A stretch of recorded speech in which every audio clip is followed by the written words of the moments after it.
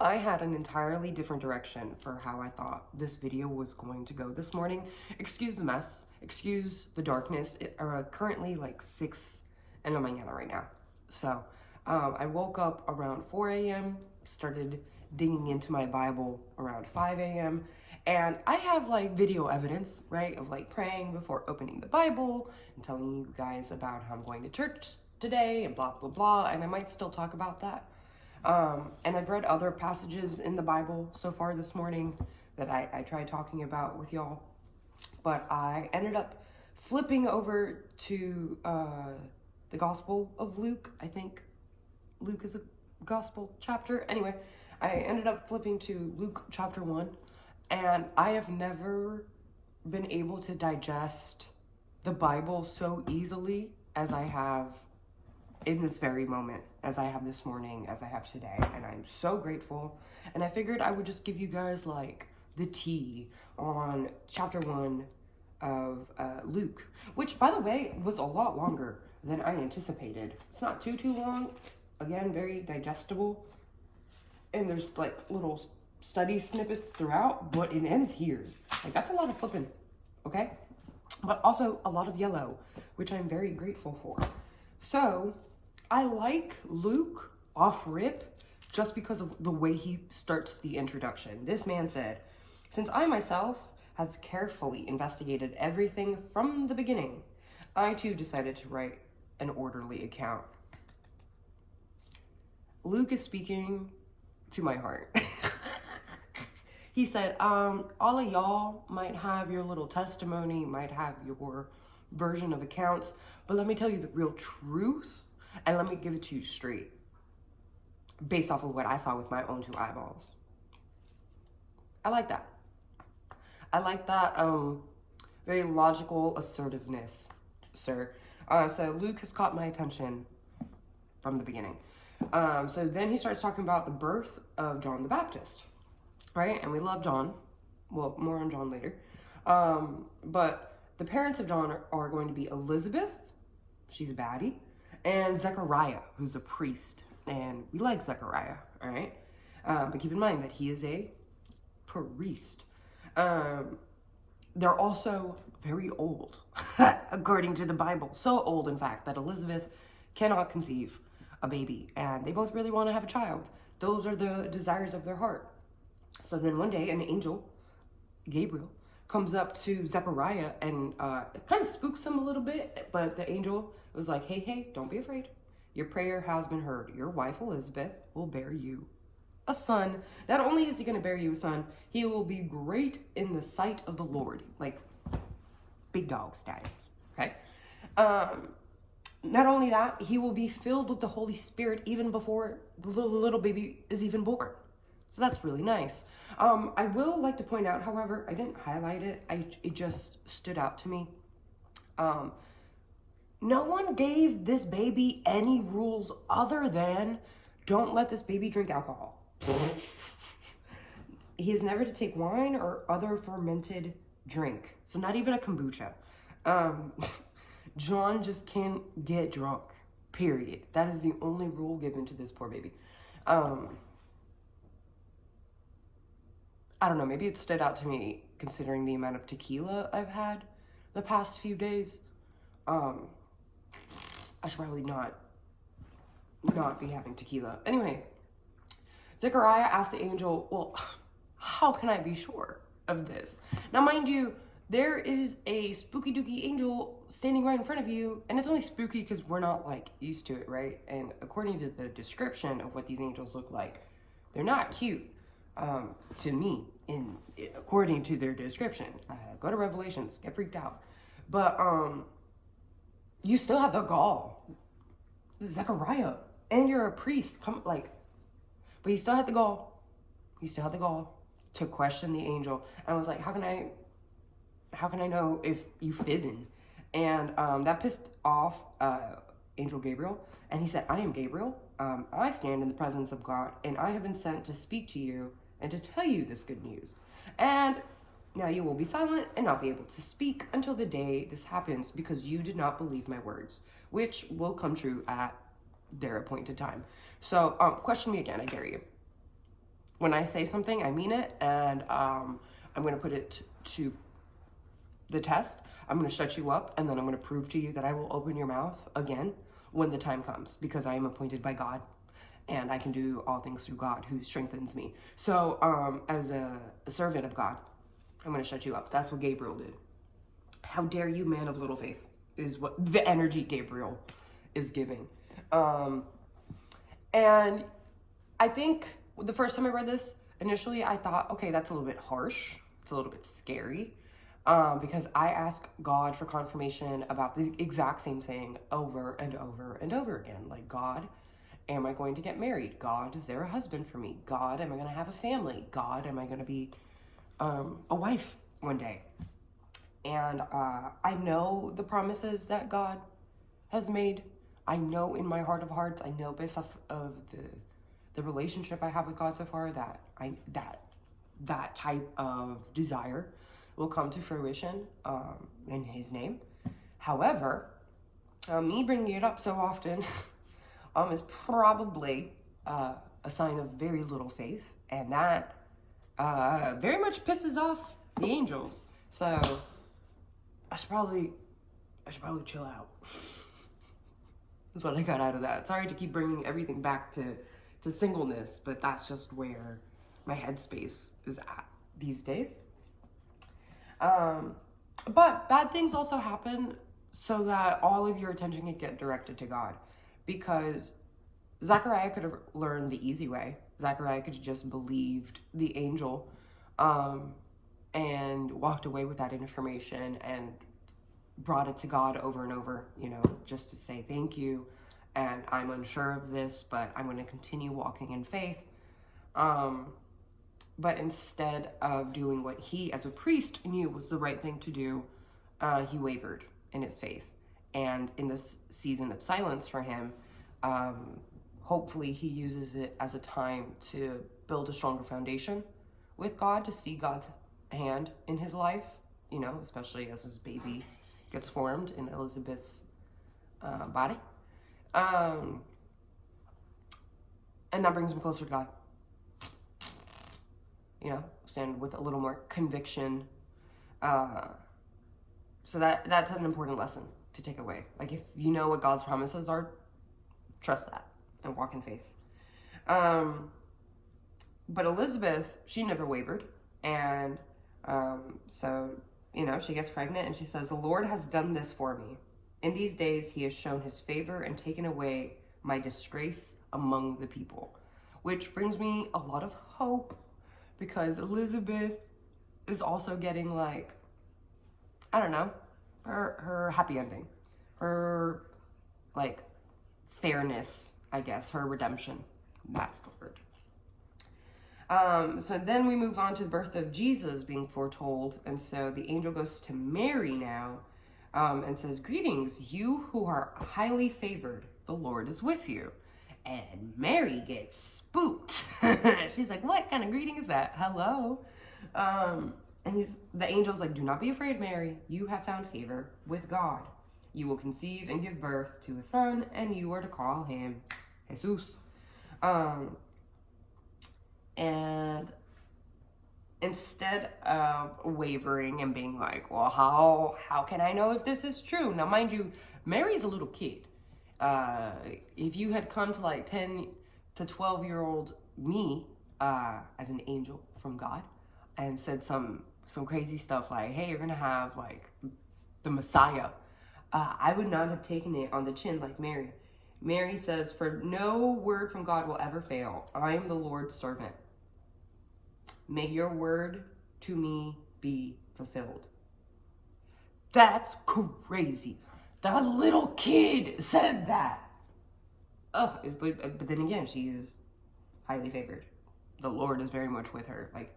I want to know more about Mary's upbringing. How was that little girl so wise? And I understand that being that young, you're married off and you're giving birth to a litter of children at a very, very young and impressionable age. But how was she already speaking like that? And I'm a 29-year-old. Still calling God dog. Anyway, That's crazy. I am the Lord's servant. May your word to me be fulfilled. And I had mentioned in a previous clip, I don't think I'm going to post it, but how I get nervous about making my relationship with God look transactional, when that is the least of my intentions. Like, that is nowhere on my list of intentions.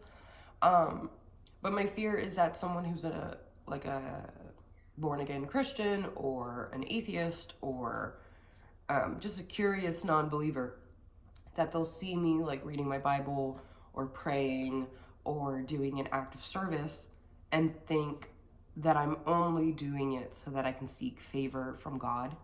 And although that is a wonderful byproduct, a beautiful bonus to whatever it is that I'm doing within the sight of God, my intention is to grow my faith. My intention is to better the community. My intention is to just serve the will of God. And in being a good person, I am doing that. I am representing God. I am honoring God. I am praising God. I am trusting God. I am doing the right thing. But seeing how Mary describes it, I am the Lord's servant. I am the Lord's servant. May your word to me be fulfilled. So that's, again, it sounds transactional, but it is so deeper. It's so much deeper than that. Like, yes, because I did this thing, you are doing this thing, and vice versa. Yes. However, it's the depth of the service. Like, this lady, this little girl is saying, I am the servant. I am willing to bear a child at a young age. I am willing to mother this child. I am willing to be a good role model for this child with a ginormous responsibility. I am like, and in turn, your word to me is going to be fulfilled. Like, I'm going to be protected. I'm going to be provided for. I'm going to be guided. I'm going to be the right choice. And that's a lot of responsibility on both parts, you know? And that's how friendship works. That's how love works. That's how relationships work. That's how connections work. And seeing that being represented through faith and through God is beautiful. Just saying. Moving on. So Mary gets pregnant. She goes to visit her cousin, Elizabeth, because these girlies, they're cousins. So Mary's pregnant with Jesus, and Elizabeth is pregnant with John the Baptist, who's not named the Baptist yet, but his name is John, or going to be John so far, who then becomes John the Baptist. I'm pretty sure. Anyway, when Mary goes to greet Elizabeth, John, little baby Johnny, in her tummy, starts leaping around. The baby leaped in her tummy. And then says, blessed is she who has believed that the Lord will fulfill his promises to her. Like, both of these ladies are having the most, like, easy breezy, beautiful cover girl pregnancy. They're having a great time in communion with one another. They're having the most beautiful, impactful, revolutionary, beneficial, helpful babies in history. Just because they believe in God. Just because they did the will of God, just because they followed their God-given path, just because they were good people, because they were loyal, because they were, they showed unconditional love, undying loyalty, and unending commitment. That's beautiful. Blessed is she who has believed that the Lord will fulfill his promises to her. And I know that God is going to give me a husband. I know that God is going to give me babies, because that was literally the purpose at the beginning. That was one of my promises. That's going to get fulfilled. And I understand that Paul talks about singleness. That's cool. He also says that if it's in your spirit that that's not for you, then that's cool too. That singleness is not in my spirit, let me tell you. And blessed is she who has believed that the Lord will fulfill his promises to her. I will find a husband, and I will have a beautiful family, and we will stand hand in hand at the pearly gates of heaven one day, because I will have found my husband, my true and true husband. And made my beautiful little God-fearing family. So yeah, moving on, Mary starts praising, for he has been mindful of the humble state of his servant. For the mighty one has done great things for me. Holy is his name. That's so beautiful. I have been so grateful, and I make sure to give my gratitude to God. Anything, good, bad, and ugly. I have been finding myself turning to God and being like, you know what? Thank you. Thank you for this beautiful thing. I feel so blessed and highly favored. Thank you for this bad thing. I feel like your hand is working through this to teach me a lesson and to, again, reiterate this whole redemption lesson that you're trying to teach me in this season. And then moving on to the birth of John the Baptist. It is John the Baptist. It ends with, what then is this child going to be? For the Lord's hand was with him.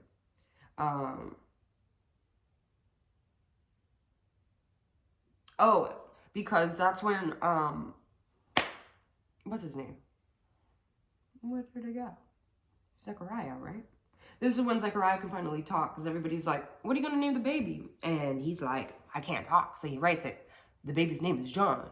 And all of a sudden, he can talk. That means he couldn't talk for like 9 months. For like 9 months straight, he had to like dedicate his time to God, look to God, chill with God. And then finally at the finish line, the baby is born. He can talk. It's like, you wanted the proof? Okay, cool. You're gonna be quiet until you have the proof. Whew, that's a valuable lesson. Let me stop begging for signs and whatnot. I'm gonna find my husband when I find my husband. Please don't make me wait that long. That sucks. But anyway.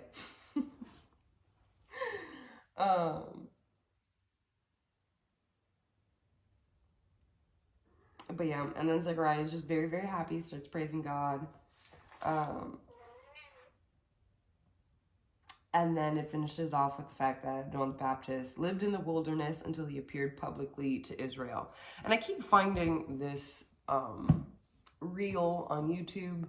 I think it's with B. Simone. Shout out to B. Simone, who is a baddie in her own right. I love her. She's very cute. She's very sweet. I feel like if I knew her in real life, we could be friends. But anywho, there's this one reel that her, and forgive me, I don't know who this dude is in the reel, but he looks at her and he says something to the tune of, I'm going to butcher this, but God is keeping you hidden because God wants to protect you. And right now, you are not to be seen. You are to be hidden out of protection. And that made me think of John when it says he was in the wilderness until he came out of it. Until it was his time to like show out, do his purpose. And in the meantime, he was just supposed to work on his legacy. He was supposed to work on his tenure. He was supposed to work on his craft.